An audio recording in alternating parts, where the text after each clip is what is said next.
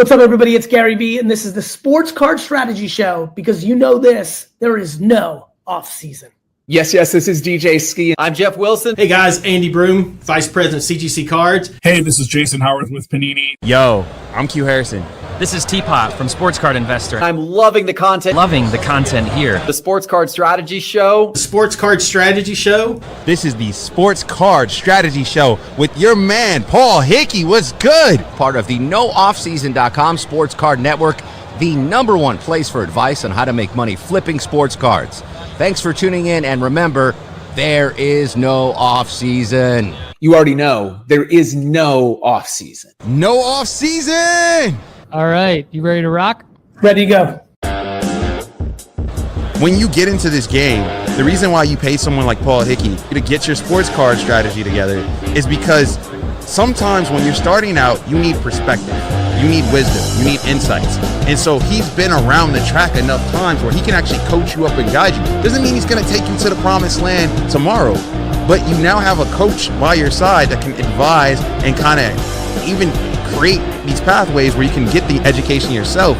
And that's a lot better than thugging it out on your own. Thugging it out on your own.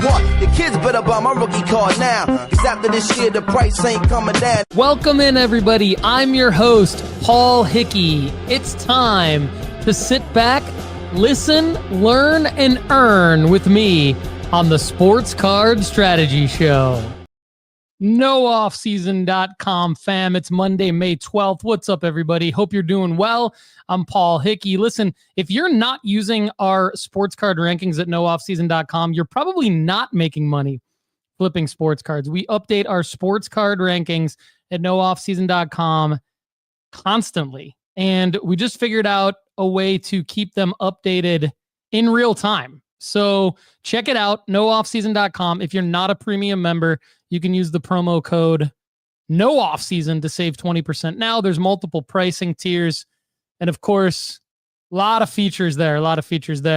Okay, so my Caitlin Clark auctions ended last night to some huge success. More on that in future episodes. Hope your auctions that ended on Sunday night did well. Also, Sunday nights, great nights to start and end auctions in the 7-day format on eBay. Also tonight, everybody, Monday, May 12th, it's the NBA Draft Lottery. NBA Draft Lottery. Get your Cooper Flag cards listed for the NBA Draft Lottery. It is tonight, Monday, May 12th. So what's significant about this as a selling marker? It's not a selling marker every year, but 2 years ago, when it was the Wemby sweepstakes, Wemby was in the news constantly leading up to the NBA Draft Lottery. And then when the Spurs pulled the #1 pick, Wemby's cards went through the roof. At the time, he really only had the SI for Kids card, which I had bought several copies of, graded at PSA in preparation for the draft lottery and the NBA draft. Now, because I saw prices spike during the NBA draft lottery, I sold most of my Wemby cards right then and there in 2023, May 2023. So here we are 2 years later, and it is the Cooper Flag sweepstakes. Last year was not a selling marker because there was not, Zachary Reese-Sachet, Alexander Sarr, those guys, they're not the caliber. They're not even close to the caliber of Victor Wembanyama or Cooper Flag. And you're not going to have the NBA Draft Lottery be a selling marker every year. But when you have a guy like Cooper Flag, and we've talked about Cooper Flag here on the Sports Card Strategy Show at length for a long time now, like at least a year. And we've been buying just about every Cooper Flag card that has come out from Bowman U Tops Now to, recommending that a lot of people make the Bowman U Chrome play. So for your Tops Now, your Bowman U Now plays, that tonight's a great selling marker. This week, tonight, get them listed, and hopefully you will have some Cooper Flag cards that will skyrocket. It may depend on who gets the #1 pick. You do have teams like the 76ers that would be intriguing You do have, the Brooklyn Nets could be intriguing. The San Antonio Spurs, believe it or not, actually have 6% odds. The best odds are the Utah Jazz, Washington Wizards, and Charlotte Hornets. I think the New Orleans Pelicans could be an intriguing landing spot. The Houston Rockets actually have, there are some teams that have some lottery odds that if they get the number one pick, you could see Cooper Flag with Zion. You could see Cooper Flag with Tyrese Maxey and Joel Embiid. You could see Cooper Flag in New York via Brooklyn. You could see Cooper Flag as the next big superstar in Dallas, as the Mavericks have 1.8% odds to have the number one pick. The San Antonio Spurs actually have two picks, one that has 6% odds and one that has 0.7% odds from the Atlanta Hawks. So, a lot of people are down on the Wizards, the Hornets, the Jazz. The Raptors have 7.5% odds. The Trailblazers 3.7. Here's an interesting one. The Chicago Bulls. The Chicago Bulls have 1.7% odds. So there are some very intriguing destinations for Cooper Flag to land in a big market or with a team that is up and coming. And either of those things would be good for his value, and I think be good for his college cards that we want to sell anyway. We want to sell these college cards anyway. So the NBA draft lottery is probably the first big selling marker for Cooper Flag cards. Of course, after the NCAA tournament, the NBA draft would be towards the end of June. I want to buy into Cooper Flag cards during the NBA draft, but specifically the Tops Now cards, and hopefully I can get there fast enough to get one of his Tops Now autos. I think that would be a great investment, and that's what I have allotted myself to do within my budget and my plan for 2025. So on today's episode, we're going to get into some great content with my guy Clark Kim from Cards to the Moon. He's joining me on today's show. We're going to talk about process for finding gradable cards online, process for prepping cards for grading, process for searching eBay, talk about some of Clark's biggest wins and what platforms he made his biggest wins on, and then how to think about card shows versus transacting online. So we're going to get into that shortly, but real quick, I just want to talk about Anthony Edwards because we talked about Caitlin Clark, we talked about Cooper Flag. Anthony Edwards is spiking right now because of his performance in the playoffs. We saw this coming.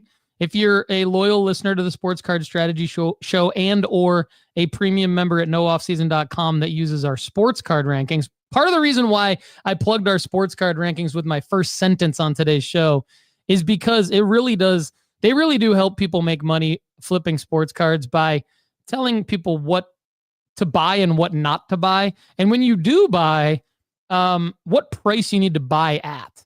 Because myself and a lot of my colleagues in the industry agree that you win on the buy a lot of times. Most of the time you win on the buy. And so that's why we have a target cost on our rankings. And for our already graded rankings, Anthony Edwards has had a lot of cards that we've recommended through our already graded rankings. One of them being his 2020 Prism Silver PSA 10, which has always been an achievable card. That card, as of right now, is up almost $300 over the last 60 days. So you take into account when our rankings would have told you to buy that card, it would have been about 60 days ago. You'd be up basically $250 after fees just on that one card in PSA 10. And he's got a ton of other cards that are up right now. So check out our card analyzer and predictor tool at nooffseason.com for more pricing and to figure out from us whether or not your card is going to gem or whether or not you should buy a card and make a play, what your card is likely to sell for in the future. The card analyzer and predictor tool is a great tool at nooffseason.com. Go check that out with your premium membership at nooffseason.com right now. It's new and improved. Also, nooffseason.com is now your number one place for finding top sports card auctions as well as curated auctions by player. So we have live auctions. We have a lot. Basically, what we did is we built in a live auction feed from eBay. So these are eBay auctions, but we curate them. Only the ones that we believe you can make money on will show at nooffseason.com. So you don't even have to, like, if you're confused with like how to search eBay, for example, which I know a lot of you are because you're beginners in the hobby, which is great. Welcome in. But if you're confused on like what to search for and like how not to waste your money, how to spend your money wisely on eBay, nooffseason.com is now your number one place to do that because we're pulling in live auction feeds from eBay, and our top sports card auctions page brings in a lot of different auctions ending soon from a lot of the top players, the top cards. We talk about the right card for the right player at the right time. This is basically a shortcut to that, in addition to our sports card rankings.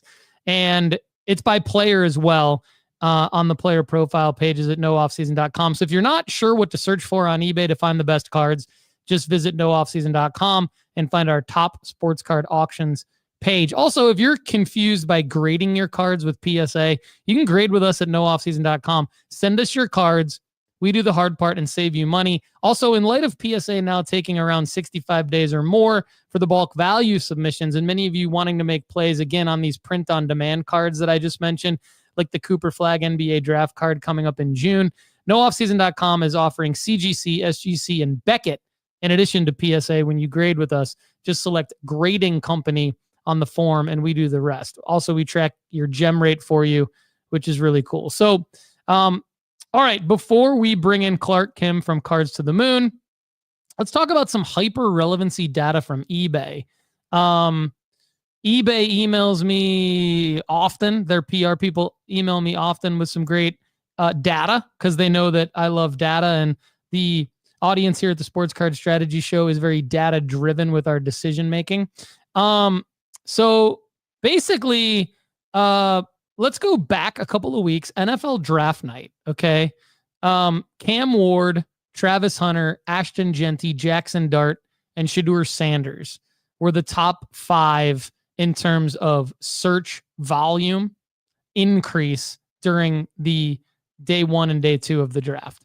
So basically, the way this works is the following guys saw a major spike in search volume during the first night and second nights of the NFL draft, April 24th and 25th, as compared to the week prior to the draft. So this is why we talk about selling markers, because this increased search volume leads to increased bids, increased people watching the auctions, increased bidders and prices. Okay. Cam Ward, over 1,000% increase. Travis Hunter, nearly 800% increase. Abdul Carter, over 900% increase. Will Campbell, over 1,500% increase. Mason Graham, over 820%. So some defensive players and offensive linemen there, which is interesting. Ashton Genty, over 420% increase. Tetaroa McMillan, over 580% increase. This is search volume on eBay. Tyler Warren, the athletic tight end out of Penn State, nearly 600% increase. Colston Loveland out of U of M to the Chicago Bears, over 1,500%. Matthew Golden, who's a guy that I really like for fantasy purposes. I think he's going to be a stud. Over 1,900% increase. Emeka Egbuka, kind of a surprise first round pick, over 470% increase. Omarion Hampton, over 430% increase. And Jackson Dart, over 640% increase. So thanks to Joey from eBay, who emails me that. We really, really, really love the data that just basically validates our selling markers. So thanks again for that. All right.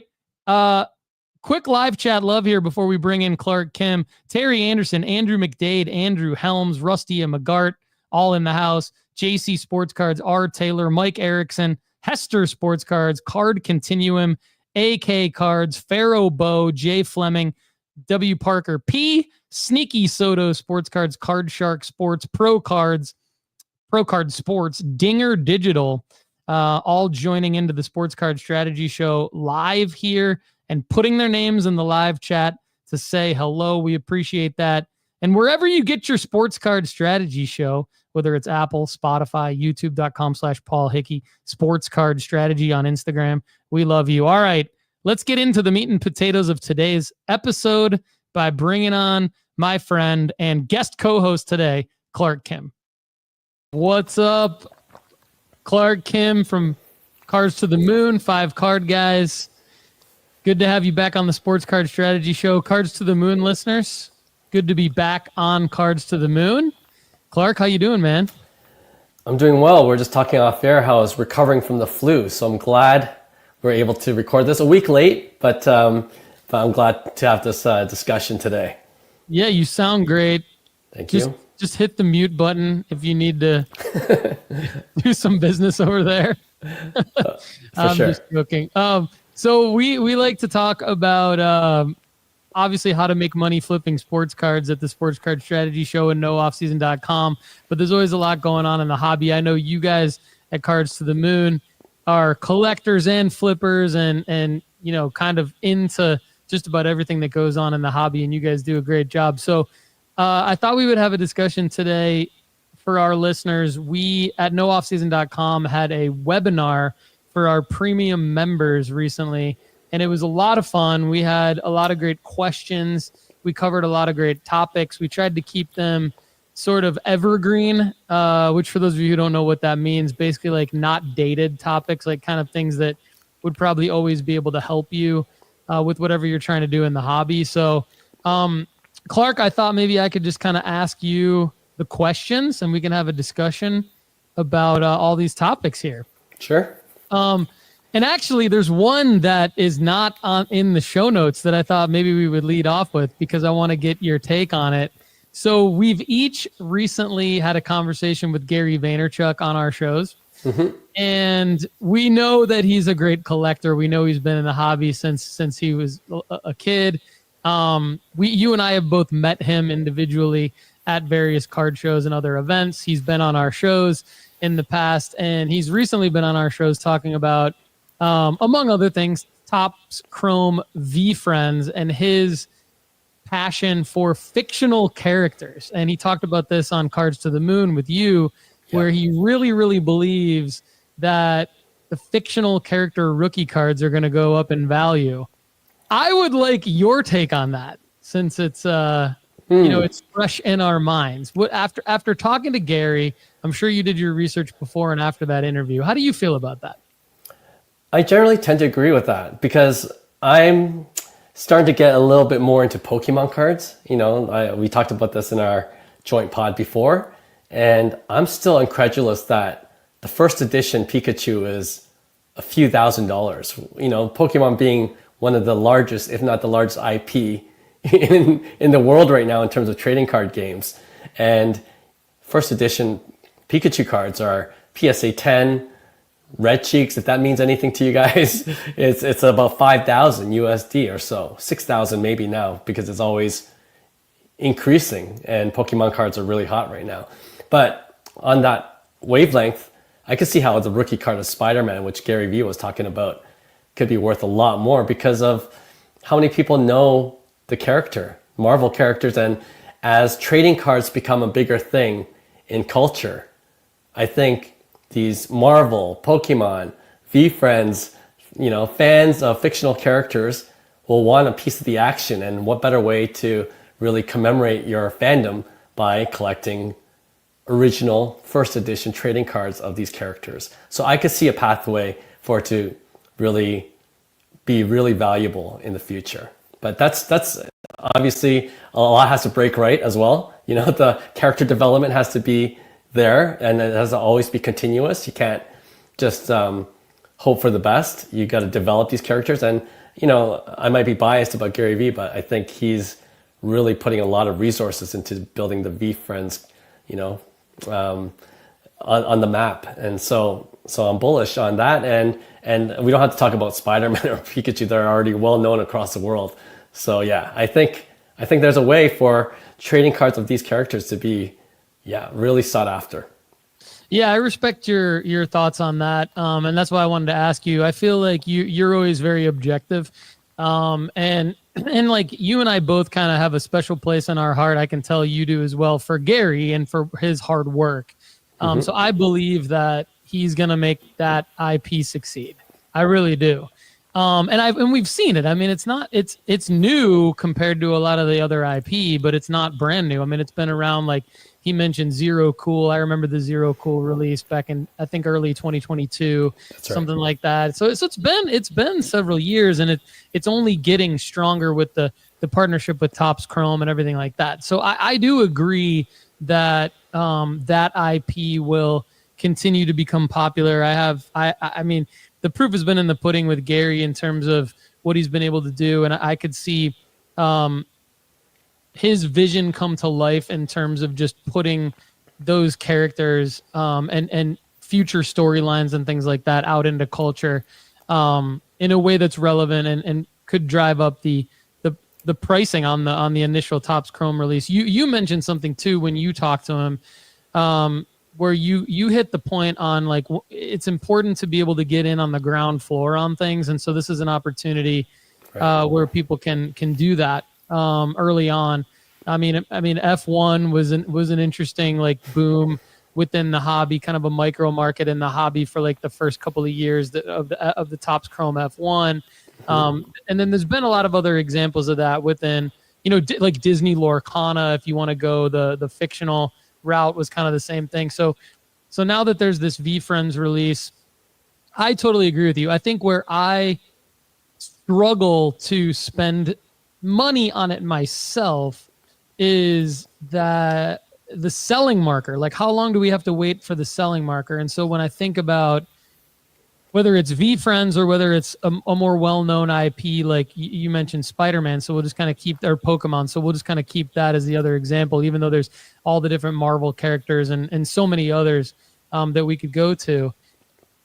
I think that when you're buying like a Jackie Robinson rookie or or maybe a Michael Jordan rookie or something like that, you know that you probably need to wait several years before you might want to sell that, or you may never sell that. Like you may never sell that, or you might be thinking, okay, well, if I go invest, maybe it was you once upon a time with your Mike Trout card, or different cards like that, where you're thinking, okay, this could be 10 to 20 years before I sell this. Do you think that the appreciation in value on these fictional character rookie cards will take a year, 2 years, 5 years, 10, 20 years? Like what do you, when you kind of get out your crystal ball, I mean, because you're very objective and you're very smart about these things.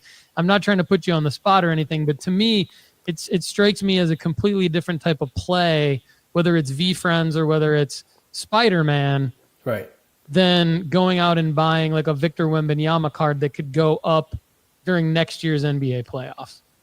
Yeah, no, I mean, that is the $1 million question, right?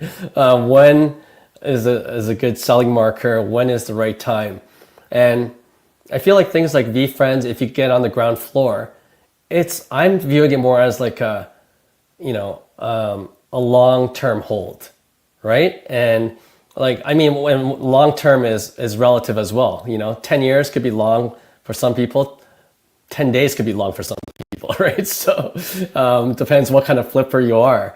But if you were on the ground floor on Pokemon, that's 1999. I know it's a while ago, but at the same time, it's in our lifetime, right? It's not like Jackie Robinson. I wasn't born in 1948, and Pokemon 1999, it's not that long ago. But if you bought Pokemon then and you kept it in good condition, the selling market will be right now where everyone's in a frenzy about Pokemon cards, right? So 25, 26 years, that's could be one possibility. But the X factors are the way things are built now in terms of technology, in terms of communication, the internet. There's a possibility for IP to grow much faster than it has in the past, like with Pokemon and some of the older cartoon characters, Teenage Mutant Ninja Turtles, like things like that, where you just watch after school every day and then it becomes nostalgic. But now you got YouTube shows and they upload 3 times a day sometimes for some of these characters. It's crazy the kind of output that's possible now with computer animation and things like that. So I think it's different this time because of technology and just the different plays you can have to build IP. But at the same time, like you or I, we don't have a crystal ball. So it's one of those things where you just buy, you believe in the founder or the owner. That's really my selling marker, I guess. If I really believe in the person building the IP, then I'm in.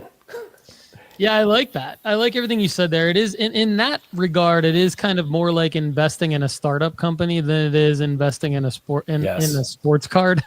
So Exactly. maybe it's more of a parallel or an analogy where it's you're investing in a startup company if you believe in VFriends more and you happen to have an asset, you happen to have a collectible that you can sell and get out of. But it's more like that than it is trying to flip a sports card.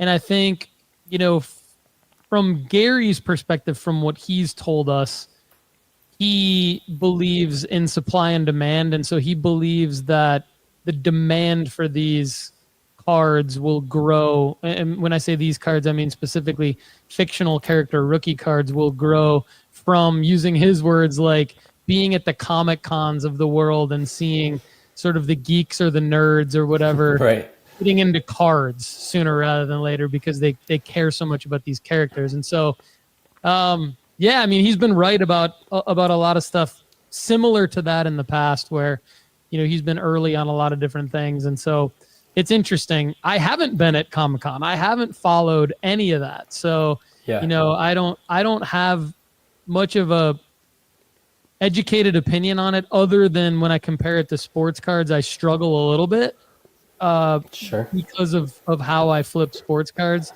But I think using your sort of analogy of, well, I'm putting words into your mouth, but like the analogy of like when you say believing in the founder, it makes me think of kind of investing in a startup, which is kind of cool. So Yes. anyway, just wanted everybody to kind of know our take on that, since we've each talked to Gary very recently, and the Topps Chrome VFriends are out.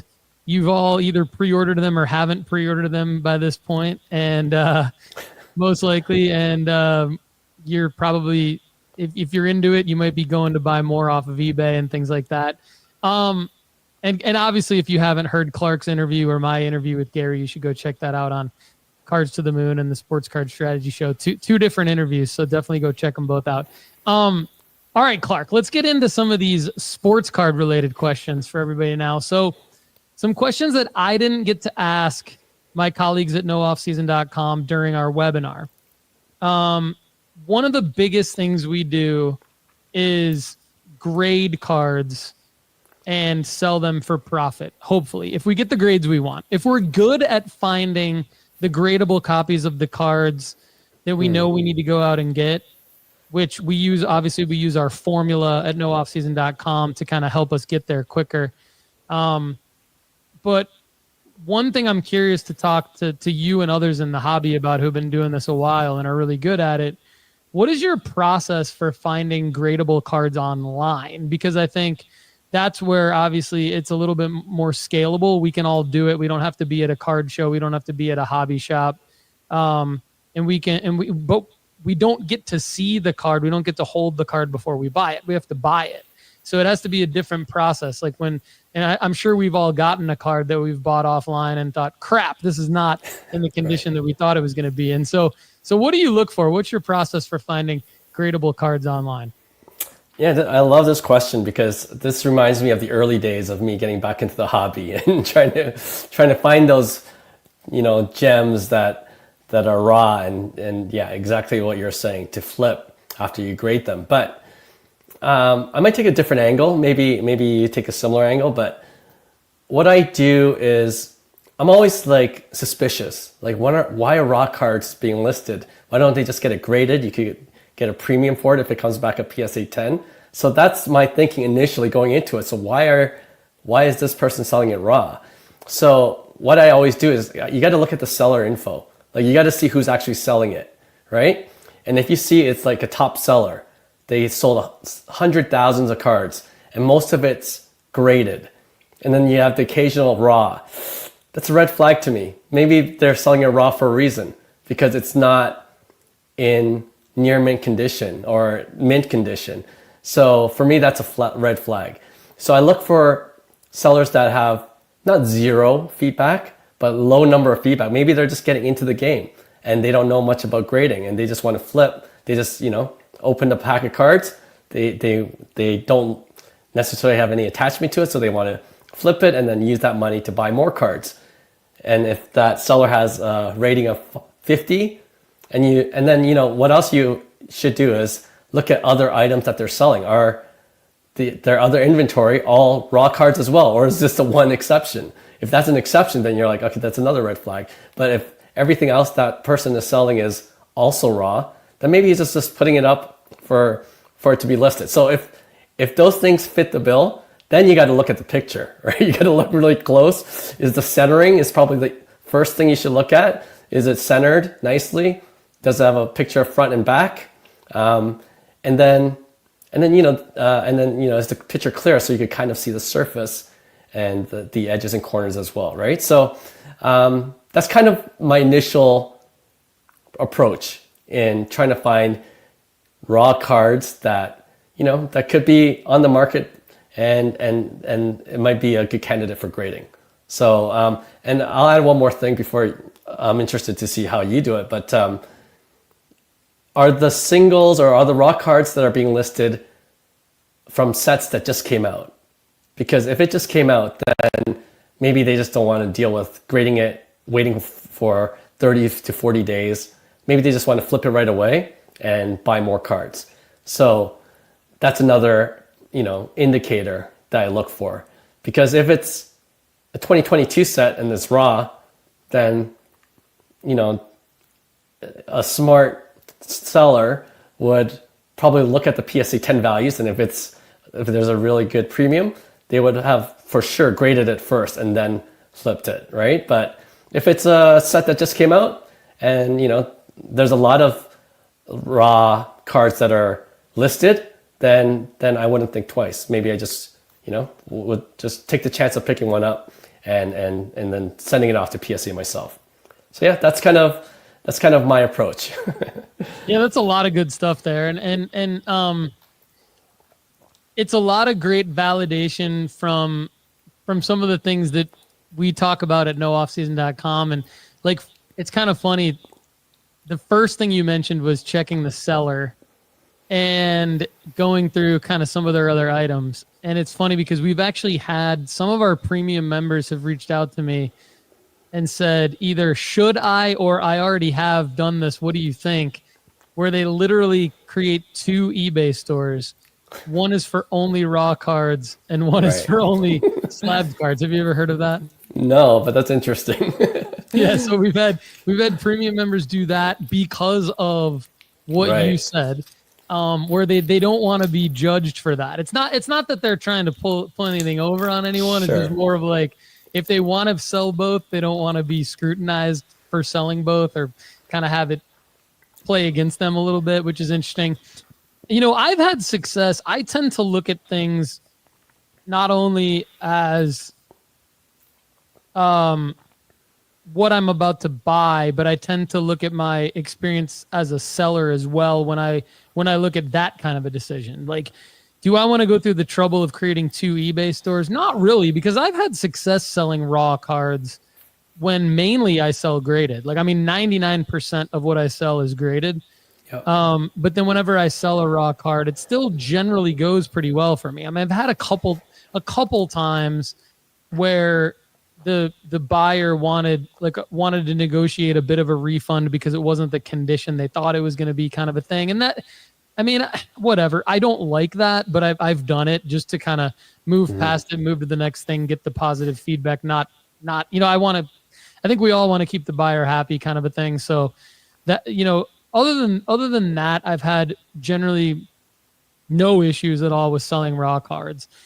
And I think more actually, since I've started making more of the Panini Instant and Tops Now plays, I've sold more raw cards than what I realize, because I think like sometimes we think, okay, I'm selling a raw card because maybe I want to crack something out of a PSA 6 or PSA 8 or PSA 9. Sometimes I do that. Other times I sell a raw card because I know it's not going to grade well, like you're saying, right? So those two scenarios I could see why you do that, why you and others do that, which I think is cool. I don't do that just because it's like an extra step for me. Like it's almost like I should do that. Like, I think you're smart for doing it. I just don't, because it's like an extra step that I kind of forget, to be honest. I'm like so dialed in with trying to find a particular card. I think where I'm more selective is on the actual card itself. So I go through a process where, like you, I look at centering first, and actually let me step back a step. My process is I will go in searching for one card at a time. Like I don't go in and this is very recent, actually. This is probably something that I've within the last 6 to 8 months just started doing, where I don't go search on eBay and start to look at a bunch of different types of cards from like either from the same athlete or different athletes. Like I'll literally go look for one Arch Manning 2024 Prism Draft Picks silver graded rookie, and I will search for gradable copies of only that card within that time period that I'm searching. Right. And then maybe later in the day I'll go look for a different card, but I'm not like my brain. I'm not making my brain look at different cards, right? So I think as I've done that, it's allowed me to, for those ultra modern cards that are a little bit more easy, that are easier to find, that aren't like super short printed or serial numbered or whatever, it allows me to really be picky. And so then, like you said, I look at centering first. So if it's not like in my mind, and maybe use a centering tool. Usually I don't use centering tools because with Prism, with Optic Donruss, like anything with like really clear borders, even Topps Chrome, like typically will have really clear borders. Bowman's changed up a little bit, but you can still kind of you can still kind of tell the centering. It's like if the card doesn't have a border at all, like maybe 2018 Shohei Ohtani Topps Chrome, like those kinds of cards don't really have necessarily a clear border, so it's a little harder to tell centering. Tiger Woods 2001 Upper Deck, like those cards are a little bit, but generally I can look at centering first. If it's not completely centered, perfectly centered by just my eye, I just move to the next card, because my assumption, kind of like what you're saying, is like I'm convinced that there's going to be something wrong with the card that I can't see in the photo. So if I see anything wrong, starting with centering in the photo, my assumption is that there's going to be something else wrong with it. So I just need to move to the next card. The other thing that, like, my co-host Lefty McKee, I like to give him credit on this one, that I think is really cool that he does, is he'll go pull PSA 10s of that card, and he'll compare the card he's about to buy with the PSA 10 and sometimes even a PSA 9, both of that card, to see, okay, do I see any similarities? And then before he makes his decision. Last thing I'll say is just, if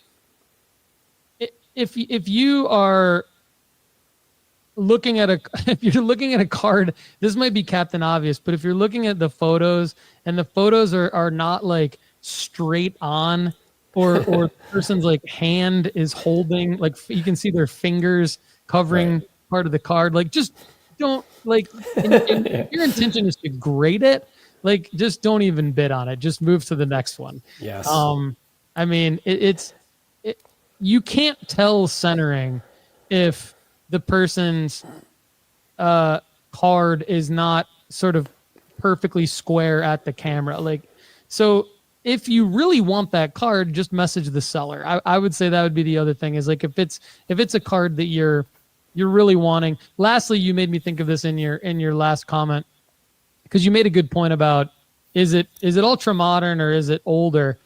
I will say that, I'm typically eBay only. Like, I'm typically not buying on any other online marketplace other than eBay, and I typically stopped buying in Facebook groups, Discords, and all that like several years ago. So I will utilize their authenticity guarantee a lot, especially if it's an older. I mean, if you're buying an older card to grade, if it's under $100, you're not really taking a huge risk. You know, I mean, like it would suck to lose $100, but it's not the end of the world for most of us. If you're paying, if you're looking in a situation where you're going to need to start paying closer to $200 to win that card, what I would highly recommend is find a card or put yourself in a situation where you're bidding on a card that should be $250 or above because of the eBay authenticity guarantee. Literally, if it's $249 or below, it's not covered by the eBay authenticity guarantee. So that would go for recently I had a question from a premium member that was like, okay, I think it was a Mike Trout raw card from 2011. And it was like the target cost we were giving people was $251, and it was based on the 30-day average of the most recent comp. And then somebody said, well, what if I can get it for less? What if I can get it? What if I have to pay upwards of $300 to get it? And our advice was, you probably better, like, if based on the condition of the card, if you think it's a better copy of the card, more likely a PSA 10 or a higher grade, to go closer to $300, you probably should do that, because if you're looking at 2011 Mike Trout, you want to avoid counterfeit stuff. You want to avoid, there's a lot of cards that kind of fit that bill. And so the eBay authenticity guarantee, if you win it for $249 or less and it's a counterfeit or something like that, you can really be screwed. So I think that's all part of my process in terms of grading cards. But I'd say my fundamental thing is I look at centering first. If the centering doesn't look perfect to my eye, I move on to the next card. And so, all right, Clark, what is your process for prepping cards for grading? Like, a lot of people in our community at nooffseason.com are very meticulous and fancy themselves a grader as well. And so, like, whether or not they actually send the card in for grading. So I'll include that in the question. Like, what do you do to prep the cards? Are you more on the side of whatever they come in, that's how I send it to PSA? Or are you more on the side of, do I take it out and give it a rub down and give it the 1-2 shakedown and all that stuff? Can I be honest? I'm more the former. I don't spend that much time. The best thing I do is I submit it to an authorized dealer that provides some of those services, a wipe down, puts it into Card Saver nice and safely. I just find one of those. There's a couple places here locally in Toronto that I trust, that I've gotten PSA 10s back from. So, I mean, for someone lazy like me, I guess that's the best route. Because to be honest, I don't know how much my preparation would help. I might even do a little bit more damage, if I'm honest. So that's my honest answer for you. I love that, because I think a lot of people go overboard and, worry, like, not that they're going overboard intentionally, but I think a lot of people really, really worry about this. Like, a lot of people get really, really nervous about, do I need to get the microfiber cloth out and wipe everything down? Do I need to, and I've screwed cards up in the past from just trying to get them into a freaking penny sleeve. So it's like, I don't want to take it out of the thing it's in. Right. I mean, unless it's in a one touch, and I know PSA is going to get mad at me for that, I'm going to take it out. But I mean, look, if I get cards from Panini and they're in the stupid top loader with the Scotch tape on it, which everybody hates, I still submit them to PSA that way, because I don't want to get them out of the thing and risk damaging them based on what I think I can wipe it off better with a microfiber cloth. Like, there's not much you can do anyway. Let's be honest. There's not much you can really do that's going to improve the grade of a card. You can make it life easier on a PSA grader, but I've submitted some things that I would hate to open up if I were a PSA grader, and I've still gotten a better grade than I would have if I would have, me wiping it down wouldn't have made a difference. That's not to say that stuff doesn't come in handy. I think as long as we're putting it, either leaving it in a card saver or top loader. I know PSA and other grading companies want card savers, but I think I'm still submitting stuff in top loaders and it's been totally fine. People could argue that it slows down the submission process. Okay. I think actually mixing up cards from different eras within the bulk value submission levels actually is more detrimental to slowing down your grading submission than what you put the card in. So, I don't know that I'm more like you, dude. I don't really like do much, to be honest. I do, obviously if it's someone, I do take premium member submissions. So if someone's, and for the most part, they all submit them to me the way that they need to be submitted. But I will obviously, like, part of our services, I do crack slabs for people. So as I'm cracking, and a lot of people take advantage of that because they don't want to do that themselves. So as I'm cracking slabs, I'm careful. I'm putting them in the penny sleeve and card saver, but I'm not really always wiping them down for fingerprints and stuff, just because it's not always necessary, and you can actually damage the card doing that. So, you said something in there that made me think of another question. You're in Toronto. I think most of your audience knows that. I think most of our audience knows that. But for those that don't, there's a huge faction of the hobby in Canada that I don't think gets enough love in the hobby. Although, because you're all like big part of the hobby, and so because you're in Canada, you guys unfortunately have to deal with some weird stuff and some additional costs and delays, being that a lot of the sellers are in the US. Not all, but most of the grading companies are in the US and have most of their infrastructure in the US. So I know PSA has like some locations in Canada. Could you just answer a couple questions? Number one, how does it affect you on eBay? Does it affect you, like, when you're buying cards from US eBay sellers, does that affect you in any way? And then number two, the grading side of that, does it affect you? Actually, buying and selling on eBay, how does that affect you? And then the grading side, shipping and receiving cards back from grading, how does that affect you and others in Canada? Yeah, no, that's a really good question. There are a couple of extra steps that you need to take for sure, being an international buyer or seller. I guess we are considered international because the US is home base for a lot of these things, right? But there are a lot of third-party companies that you can work with. So if you're buying from US sellers, which is the majority of the time, there are reship kind of services where you could buy a bunch of cards, consolidate it, and then you at least save some money on shipping it all at once instead of shipping it one at a time. And then there's duties and taxes that you have to consider as well. So you might as well save on shipping if you are a high volume buyer, right? So there are companies in the States that you can ship to. It's almost like a PO box, and then they'll do the service of consolidating everything into one box, and then at least you save on that shipping because you only ship one thing. And then you got to consider insurance and like I said, duties and taxes that are involved with the cost of goods.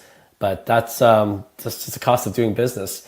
In terms of on the selling side, there are other companies that you can send your cards to, and they'll drive it over the border, and then they'll just get it into the USPS system that way. So there are services that we Canadians can use to make it cheaper, actually. And it's funny how things work. We always complain here in Canada about our Canada Post, which is our mail system here, being so darn expensive. And it's actually much cheaper to sell and ship using this third-party service to Americans than to sell to a fellow Canadian, because the postage on Canada Post it's crazy. And the thing about USPS, I know there's a lot of complaints about USPS, but one thing we don't have is tracking on every package. You have to pay extra for that in Canada. And that's another $5, $10 sometimes, depending on where you want to ship it to. So at least you guys sometimes don't know what you have. You take a lot of things for granted, guys. Man, yeah, I didn't realize that it was. Yeah. That it could be cheaper to mail something to the U.S. from Canada than to mail it to a fellow Canadian. That's interesting. I like the ingenuity of services that are driving things across the border. I'm a big fan of that. Yeah, I mean, a couple things there that I didn't anticipate talking about this, but there's a couple things that I think might be helpful to the listeners. Number one, I'm a big fan of the USPS system, actually. Like I know there are horror stories. There are horror stories with any business. Sure. Especially of any business that does the volume of the United States. Right. But I'm a big fan. So there's one actually at Sports Card School at nooffseason.com. I put out a video of this where, if you sell a card and it doesn't get to where it needs to go, which has happened to me. I have over 2,100 sales in my eBay account that I started in 2021. And only twice have I had cards that I mailed to a buyer not get there. And both times they've been under $100. So I mean, it's different if you want to add extra insurance. It's maybe 20 or 30 extra dollars if you want to add insurance that's going to cover a more expensive card, say $2,000 to $5,000 kind of a thing. But if you're just generally doing the ground advantage shipping, it's going to cover up to $100 insurance. Both times I filled out a claim and gotten a check from USPS within like 7 to 10 days. I've been able to refund the buyer and be made whole myself from USPS. So I mean, really, even with the lost, I think it's ludicrous that you guys have to pay extra for tracking. That sucks. But I guess that's all built into our ground advantage label, which is typically only between $3.50 and $5 kind of a thing. So, but anyway, yeah. And there's a lot more and one shameless plug is that at nooffseason.com for any premium member, we kind of promote this to international people because if you're wanting to just grade your cards and sell them, we are a full service solution for a lot of people. A lot of our premium members, some live in Australia, some live in Canada, some live in Europe, kind of all over, where they will essentially drop ship us their cards. We'll grade them. When we get them back, you still have the option for us to ship them back to you if you want to pay for the additional shipping, which to Canada actually hasn't been that bad. We've shipped to some clients some customers in Canada. It's only about if it's say like a bundle of maybe 5 to 10 cards graded from PSA, it's only going to be about $17 for the shipping, and it's going to be it probably varies depending on where you live in Canada. It's also like maybe an extra 15 to 20 on your end to receive it though, which that kind of sucks. So it does add up, but yeah, to your point, it's the cost of doing business. But we also consign for you. So you get your, if you don't want them back, like we've done where people say buy 50 Cooper flag Tops Now cards to flip and they don't care about the card, right? We'll consign them through our eBay account and then send you the money via PayPal or whatever. So that's been a good, and I mean, that's kind of born from me having lived in Spain and kind of feeling, feeling everyone's pain a little bit if you're outside the U.S. Okay, cool. Now let's talk, Clark, about some of your biggest wins. So specifically, can you reach back, or it might be more recent, to talk about sort of where have you had, so like your biggest wins from a financial standpoint with having bought a card at one price and sold it for another. And can you talk about specifically which platforms did you buy on? Did you buy on one platform, sell on another? Yeah, that kind of thing. That's a good question. I'm like you though, Paul. 99% of my buying is on eBay. So I bought things off Golden a couple of times when there's a card I really like. But for the majority of the time, I'm just an eBay buyer and seller. It just works the best for me, the easiest for me. And my co-host on Cards to the Moon, Hyung, always says this, that you get your profits on the buy side, right? It's never on the sell. You got to get find the right deal when you buy, you hold, and then when you sell, you made your profit because you got a good deal on the buy side. So rather than trying to find an arbitrage between platforms, I'm always looking for whether I think a card is undervalued. And funny enough, the biggest profit I made that I could think of right now is buying. I don't know if I mentioned this on the show before on our joint pod, but I'm a big fan of Anthony Bourdain, the chef. Yeah, I think I remember you saying that. Right? So I bought his Allen and Ginter. I was really into the Allen and Ginter, those quirky sets of non-sports guys. And I bought a mini autograph card for $35 on eBay, just because I was a fan. And I just held. And, this is pre-COVID. And then once COVID hit and once the hobby that did its thing in 2021, 2022, and then I went to Fanatics Fest last year where I met you in person, I sold that same card for $2,000 cash USD, right? Let's go. That's huge. And $35 to $2,000?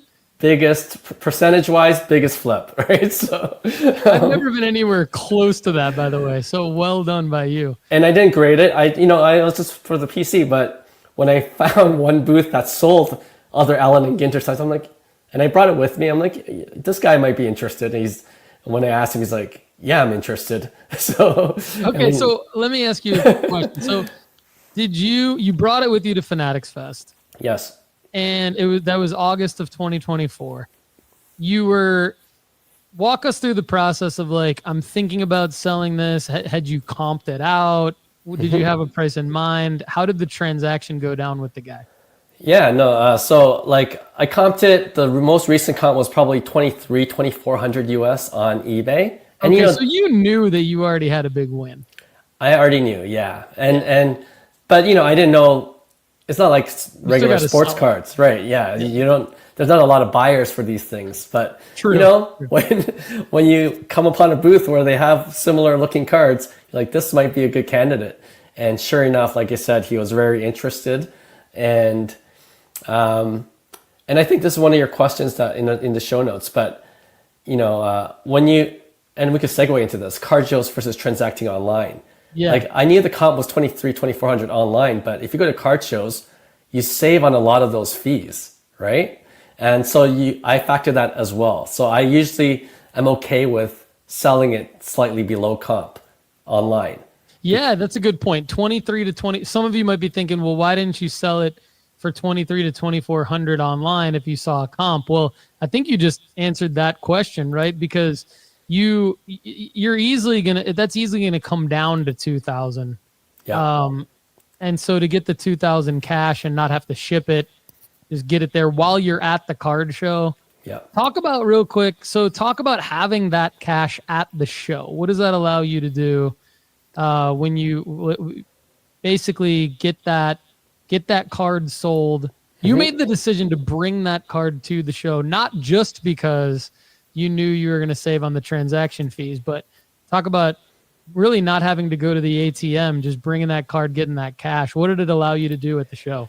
Yeah, so what I like to do at card shows too, and the benefit of having some extra cash on hand and other cards, and I think we talked about this as well, right? Where if you want to trade plus cash to make a deal happen, like that gave me the flexibility to look for bigger cards that I might have wanted, right? And I had other cards with me. So if I saw like a Mike Trout or anyone that I think is it's a bigger card, now I have a card that maybe that buyer, another buyer, might want to trade with me, but I could add $1,000 or $2,000 if that's what's warranted to make that deal happen. So it gives me that flexibility. I mean, I had extra cash on hand as well, but having more cash on hand definitely gives you more flexibility in making future deals. And like I ended up buying with some of that 2,000. There was a lot of exclusive Fanatics Fest drops. I bought a lot of those boxes, and I flip That's those as why I well, like right? So yeah, exactly. And we'll probably try to do the same thing in June. Yeah, we'll right? do the same. We're gonna see each other in a little over a month. That's gonna be awesome. Okay, that's gonna be fun. So Is Sean yeah, coming? I hope so. I haven't really checked okay. that in, but yeah, we'll see. All right. Well, you can hang with Lefty and I. We're gonna be there, and then Awesome. hopefully Hyung comes too, and we'll Yes. see a bunch of our other friends there too. So, awesome. Okay, yeah. I think too that having that cash at a card show, my play has been like, I'll keep my card show cards separate from my transacting online cards. And I mean, sometimes that means, I bought a card online, I graded it, it came back the grade that I needed, but I say, all right, I'm going to a big show coming up. I'm going to make this one of my card show cards, which I know means, okay, if a comp's $2,000, I'm probably going to get 1,800, maybe 1,700, but I'm going to have that 1,700 cash. I'm up anyway.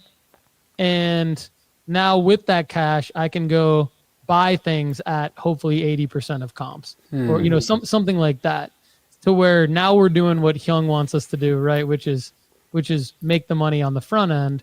Yeah. And sometimes you got to go, it's not just as easy as buy 80% of comps at a card show and you're going to make money, because the reality is if you sell it online, you're not making money. You're breaking even at that point because of the fees. But it at least puts you in a position where you're paying less than market value for it. And so you can either do an in-show flip, or if you're prospecting, you think that card's going to go up in value, you have a selling marker in mind, that kind of a thing.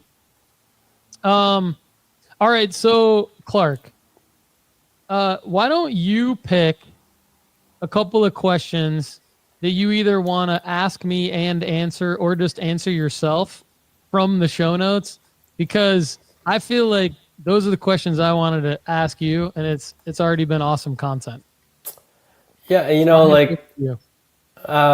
just want to actually expand on the last question. How do you think about card shows versus transacting online, right? Because other than what we just talked about, considering and all the extra fees that are associated with buying and selling online, another huge benefit of this, and I want to see if this is something that you do at the card shows, is do you buy a lot of raw cards at card shows? Because raw cards, we were talking about it off the top of this show, how do you find cards that are gradable? But obviously when you're at shows, you can inspect it much closer. Are you one of those type of buyers where you see a raw card at a card show and then you ask the seller, hey, can I take this card out of the case, and you inspect it? Yes, 100%. Although I will say I wasn't up until very recently, within the last year. And I think that I actually, the reason why I am now is because I realized that, okay, out of all the different things I'm doing at card shows, what's ultimately making me more money, and where am I losing or breaking even? And where I was losing or breaking even is I was buying too many PSA 10s. I was buying too many PSA 10s thinking, okay, I've got this for 80 or 90% of recent comps. I did a good job kind of packaging things together to get a bulk deal and bring the price down. But then when I would sell it at my selling marker, I would sell it for more than what I bought it for, but it was like a very marginal win, or it was a break even because of the fees. Right. So I realized like the card show strategy and the online strategy that's better is to buy raw and grade 99% of the time. So to your point, card shows allow you to do that. But I think what I do more, because a lot of times at card show, like I've become very picky. I'm really proud of myself, because like in 2022 and 2023, when I first started going to a lot of card shows after I moved back to the States, I was just so excited to be there. And I would give a raw card a chance that probably didn't deserve a chance.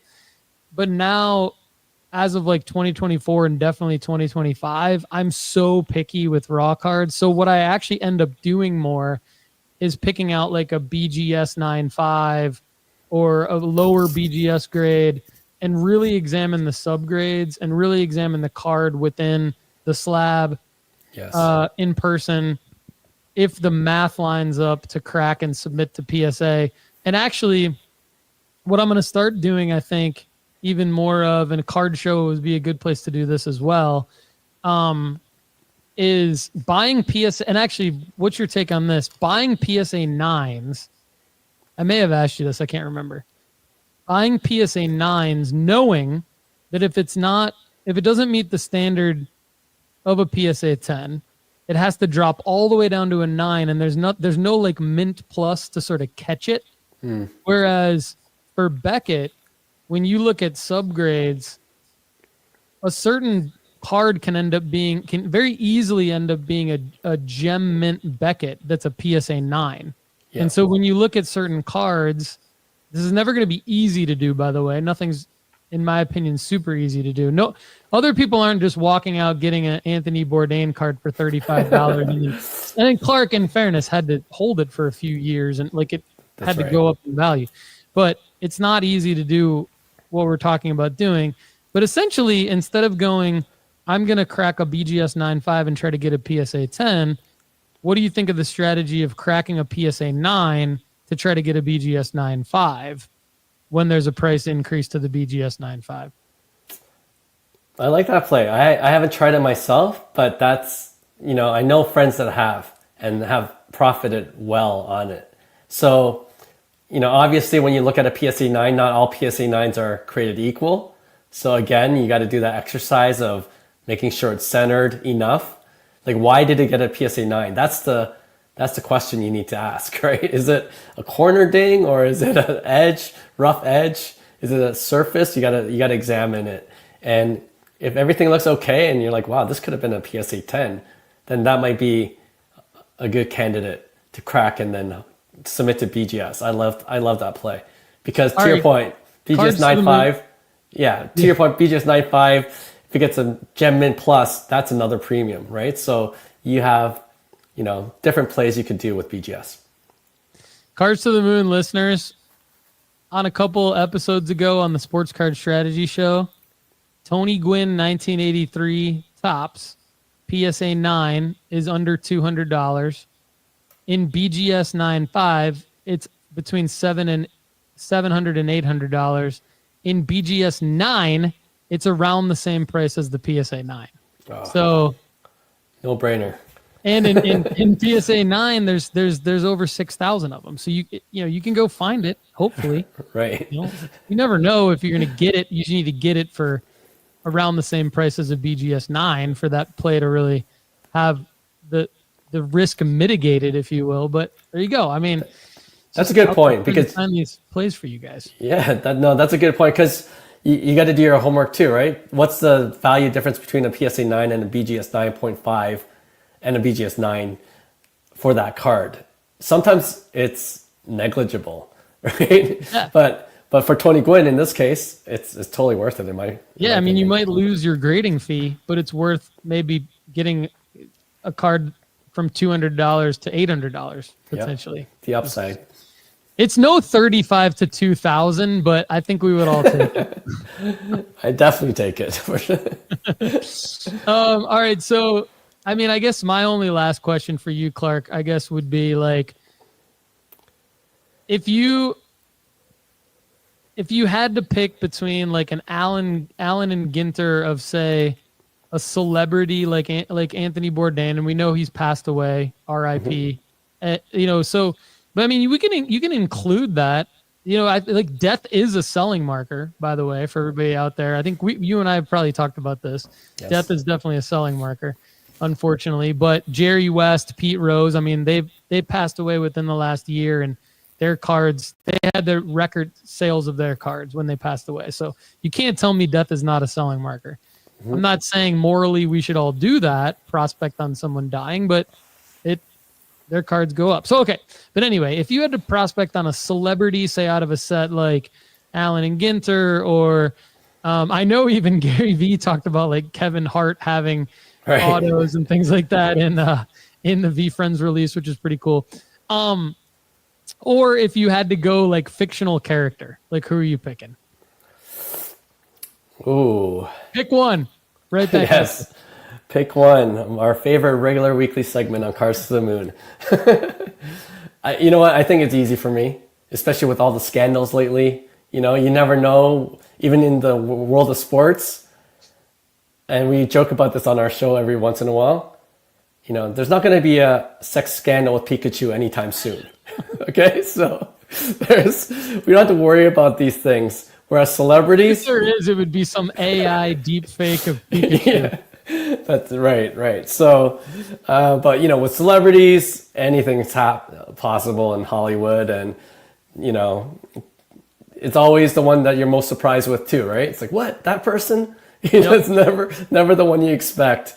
So if I got to choose one, I'm going for the fictional character. They usually have a squeaky clean character, unless they're a villain. But then you know what you're getting. So yeah, I'm going with a fictional character in this case.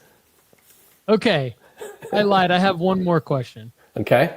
So we may have hit on this in previous episodes, joint pods, but I think 2 or 3 years ago, a friend of mine who's big into like movies, he put together a list of fictional athletes, like the top fictional athletes of all time. And he put a lot of work into this. I don't know what he was doing where he had all this time. And it was really good. And so it inspired me. And again, this was a few years ago. You guys can go, I'm sure you can find it. If you go to nooffseason.com or youtube.com/Paul Hickey, you can probably find the episode that I put together where he and I talked about fictional athlete cards and the ones that I thought had the most potential upside as fictional athlete cards. And so it's definitely a rabbit hole. Is this something that you've ever dabbled in with fictional athlete cards? Because now you're taking the fictional characters that we've been talking about, not the Spider-Mans and the Hulks of the world, but you know, obviously like it could be Ted Lasso, it could be you know, someone from, you know, like a classic sports movie, like the Mighty Ducks, or you know, whatever kind of hits your nostalgia, to like even George Costanza having a card as the assistant to the traveling secretary for the New York Yankees, kind of a thing. Oh man, that is super niche, and Yes, it is. I haven't personally, but you know, I always thought, I think I saw recently, you know, that movie Major League, one of my favorite baseball movies. Yes. Ricky Vaughn, Charlie Sheen's character. Love that character. That's more of a very personal, nostalgic one I would love to have. But the closest thing to it, really, to be honest, is WWE cards, right? They're like fictional characters. You know, The Rock isn't really, you know, that's Dwayne Johnson, but The Rock cards is a fictional character. So in that sense, I think there's definitely some appeal. But yeah, I think if you want, I don't know if you're going to profit on any of those. Yeah, that's a good point. It's hard too because a lot of them are unlicensed. Like there's a lot of art cards from the movies like Major League and other you know, there's millions of classic sports movies that we could go through, and a lot of them are art cards, unlicensed, super cool, but hard to profit. Yeah, good call on the WWE. All right, my man. Anything else you want to talk about? No, I thought that was a great show. I enjoyed it today. I enjoyed it as always. Clark Kim, 5 Card Guys, Cards to the Moon on Instagram, both of those handles, as well as Cards to the Moon podcast. Thanks again for doing the joint pod here with myself, Paul Hickey, Sports Card Strategy Show. Thanks everybody for being here with us. If you like the content on this show, get extra weekly Friday podcast for premium members only by joining nooffseason.com today. You can also choose your feature at nooffseason.com. Go to nooffseason.com/premium. You can choose the feature that you want. If you don't want the whole package, use the promo code NOOFFSEASON to save 20% now. And if you're ready to start grading your cards, CGC Cards is the perfect place to slab your favorite sports cards. From their crystal clear holders to their affordable pricing, CGC Cards is the perfect stop for your grading needs. Go to cgccards.com to start grading today.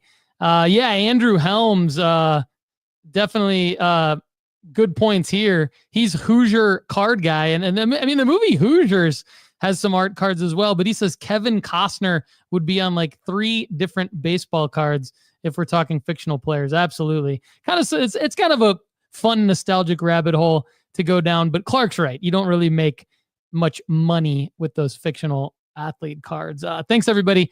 We will see you again soon. Let's go make some money flipping sports cards.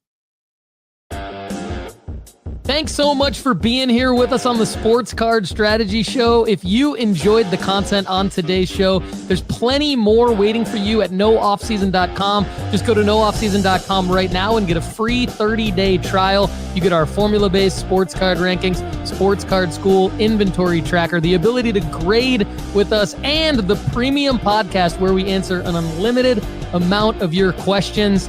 Check it out right now at nooffseason.com. For everyone at nooffseason.com, I'm Paul Hickey. Thanks again for being here with us on the Sports Card Strategy Show. We'll see you again soon. Have a great day.